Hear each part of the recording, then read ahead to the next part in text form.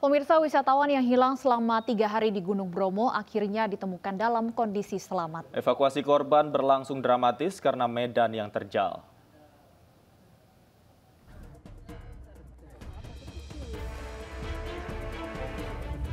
Pencarian wisatawan yang hilang selama 3 hari di Gunung Bromo berbuah melegakan. Tim gabungan berhasil menemukan Roni Nur Effendi, pendaki asal Malang dalam kondisi selamat. Saat ditemukan, pemuda berusia 20 tahun ini dalam keadaan lemas karena sudah 3 hari tidak makan. Evakuasi korban berlangsung dramatis karena korban ditemukan di salah satu tebing bawah Pusung Dhuwur dengan kemiringan 70 derajat dan ketinggian 200 meter. Dengan keadaan selamat, cuman lemas karena 3 hari tidak makan. Sekarang bagaimana? Sekarang masih ditangani penanganan medis sama recovery untuk dehidrasinya. Itu berapa hari berarti? 3 hari. Tapi perlu diingat bahwa topografi dari Taman Nasional Bromo Tengger Semeru ini dengan topografi yang cukup ekstrim. Sehingga setiap pengunjung, semua pengunjung yang akan berwisata ke Taman Nasional Bromo Tengger Semeru, siapkan fisik dan juga siapkan mental. Selanjutnya, korban dibawa ke puskesmas untuk mendapat perawatan. Sebelumnya, Roni, wisatawan asal Malang, dilaporkan hilang di kawasan wisata Gunung Bromo. Petugas hanya menemukan sepeda motor dan sejumlah barang milik korban di pinggir jalan arah penanjakan. Dari Pasuruan, Jawa Timur, Jaka Samudra, iNews melaporkan.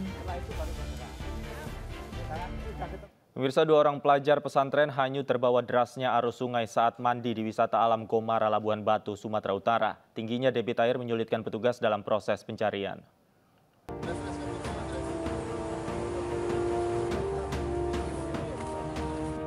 Dua orang pelajar pondok pesantren Asyobriyah Bandar Tinggi Labuhan Batu hanyut di sungai Aeknatas di desa Simonis Aeknatas, Labuhan Batu Utara. Peristiwa terjadi saat korban mandi bersama teman-temannya di lokasi kejadian. Akibat derasnya arus sungai, kedua korban langsung terpeleset dan hanyut.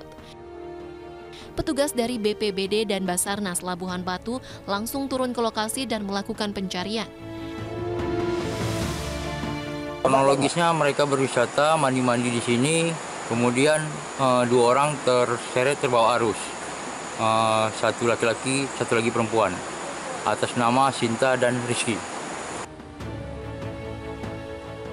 Hingga kini pencarian terhadap kedua korban masih terus dilakukan.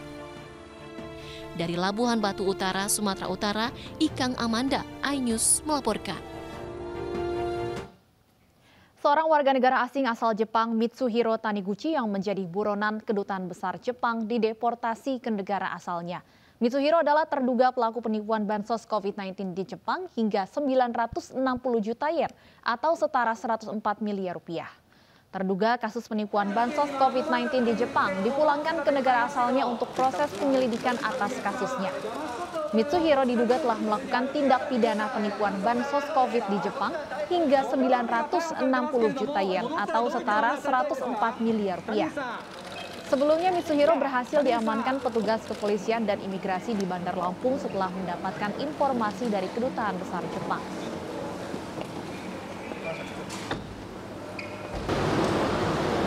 Yang bersangkutan dideportasi karena paspor bangsalnya telah dicabut oleh pemerintah Jepang dan tidak memiliki BJ3. Pada yang bersangkutan akan dimasukkan ke dalam daftar penangkalan hukum. Majelis Ulama Indonesia menyoroti keputusan Pengadilan Negeri Surabaya yang mengesahkan pernikahan beda agama. MUI meminta membatalkan keputusan itu karena dianggap bertentangan dengan aturan yang ada.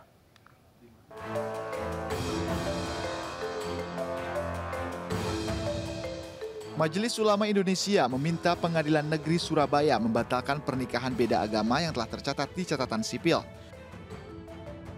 Sekjen MUI Amir Syah Tambunan berpandangan pernikahan beda agama bertentangan dengan aturan Undang-Undang Nomor 1 Tahun 1974 Pasal 2 Ayat 1. Selain itu, Amir Syah juga menyebut pernikahan beda agama bertentangan dengan Undang-Undang 45 Pasal 28B.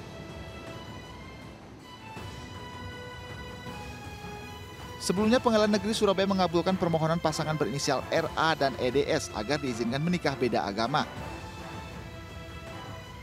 Keduanya menikah pada bulan Maret 2022, namun ditolak saat hendak mencatatkan pernikahannya ke Dinas Catatan Sipil Kota Surabaya. Salah satu pertimbangan hakim saat mengeluarkan penetapan pernikahan beda agama adalah perbedaan agama tidak termasuk larangan untuk melangsungkan perkawinan sebagaimana diatur dalam Undang-Undang Perkawinan. Tim Liputan iNews melaporkan.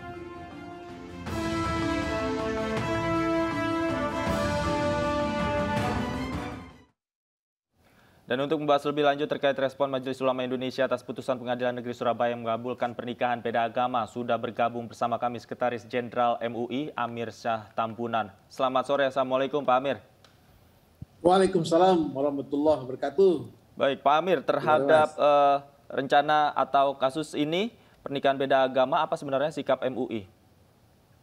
Ya, pertama kita menyesalkan ya, keputusan yang dilakukan oleh Pengadilan Negeri Kota Surabaya karena seperti saya sampaikan ini bertentangan dengan Undang-Undang Nomor 1 ya, yaitu pada pasal 2 ayat 1 perkawinan sah apabila dilakukan menurut hukum masing-masing agamanya dan kepercayaannya itu ya.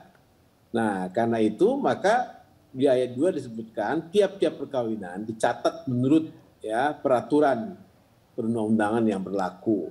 Jadi ayat 1 dan ayat 2 itu pada pasal 2 itu adalah merupakan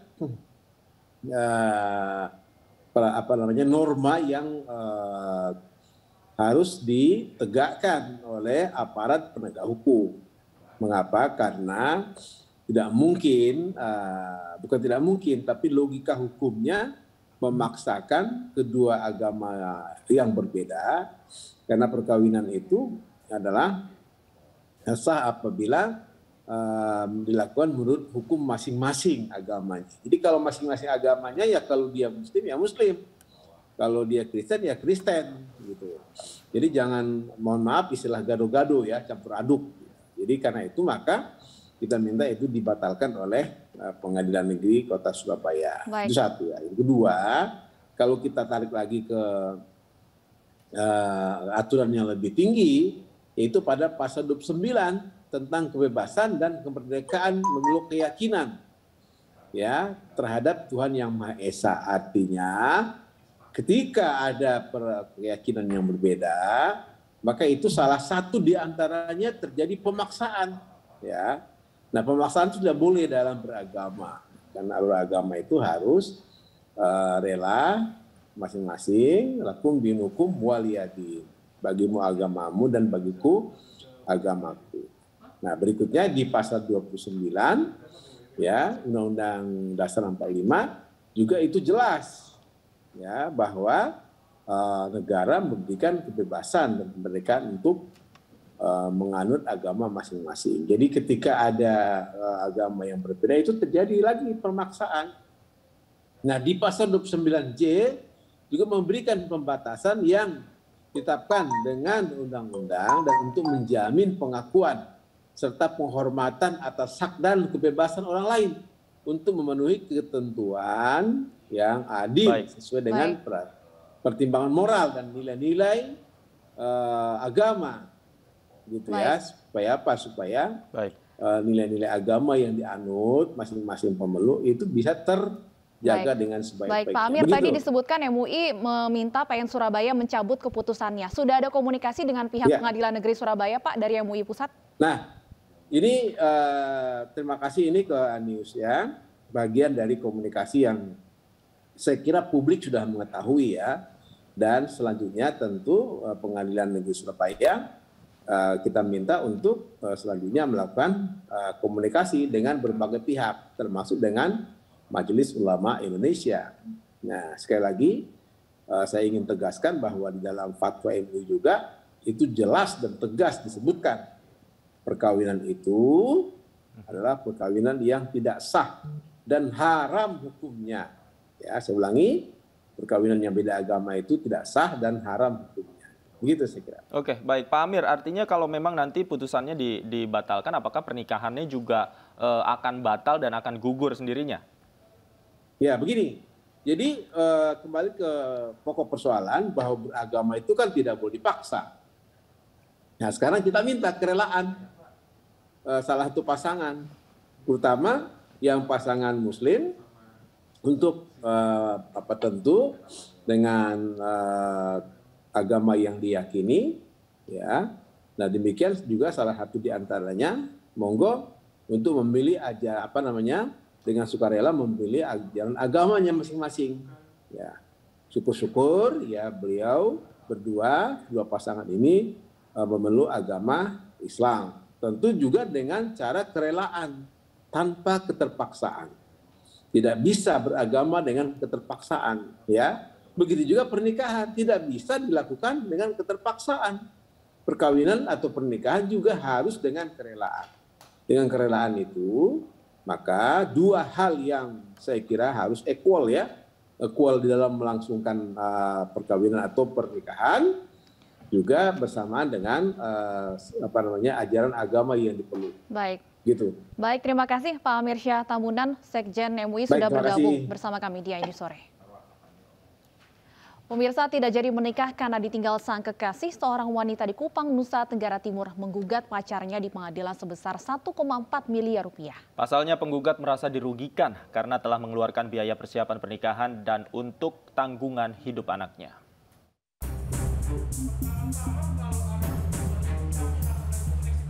Melalui kuasa hukumnya, seorang wanita warga Kupang, Nusa Tenggara Timur menggugat mantan kekasih yang membatalkan secara sepihak rencana menikah. Gugatan pun sudah berjalan di Pengadilan Negeri Kupang. Pasalnya saat menjalani hubungan asmara sejak 2019, penggugat dan kekasihnya telah memiliki seorang anak. Untuk itu keduanya pun sepakat mempertemukan kedua keluarga dan membahas pernikahan. Namun jelang pernikahan penggugat yang tinggal bersama dengan kekasihnya bertengkar. Hal tersebut membuat sang kekasih pergi dan membatalkan secara sepihak rencana pernikahan. Karena upaya pendekatan tak membuahkan hasil, akhirnya penggugat membawa kasus tersebut ke meja hijau dan menuntut ganti rugi sebesar 1,4 miliar rupiah.